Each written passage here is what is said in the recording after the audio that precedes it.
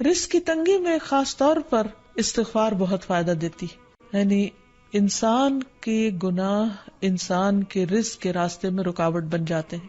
اور آخر میں یہ بات یاد رہے کہ انسان کے رزق میں اکثر اس کے اپنے گناہ رکاوٹ بن جاتے ہیں.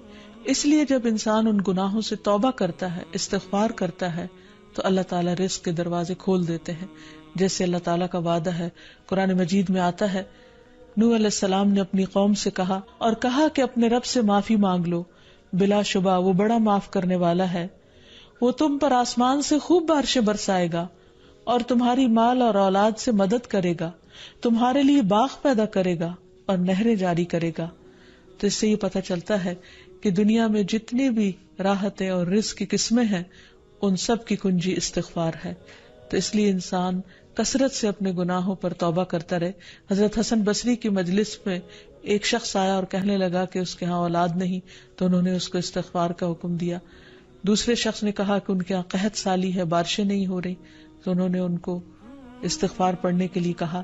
تیسرا شخص آیا اور کہنے لگا کہ اس کے رزق میں مشکل ہے، تو انہوں نے اس کو بھی یہی نسخہ بتایا. تو ان کی مجلس میں سے ایک شخص نے کہا کہ آپ نے ہر مشکل میں مبتلا شخص کو ایک ہی بات بتائی، ایک ہی وظیفہ بتایا، اور وہ بخشش کی دعائیں کرنے کا. تو کہا کہ کیا تم نے سورۃ نوح کی آیت نہیں پڑھی؟ حقیقت یہ کہ اللہ کا کلام سچا ہے اور ہمیں اس پر ایمان لا کر پورے یقین کے ساتھ، وثوق کے ساتھ دعا مانگنی چاہیے کہ ہم انشاءاللہ استغفار کریں گے تو آسمان سے اور زمین سے رزق اگلنے لگے گا، ابلنے لگے گا. اللہ تعالیٰ ہمیں اپنی رحمتوں سے نوازے.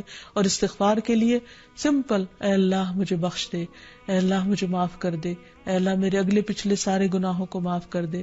اللہم اغفر لی، استغفر اللہ ربی من کل ذنب واتوب الیہ.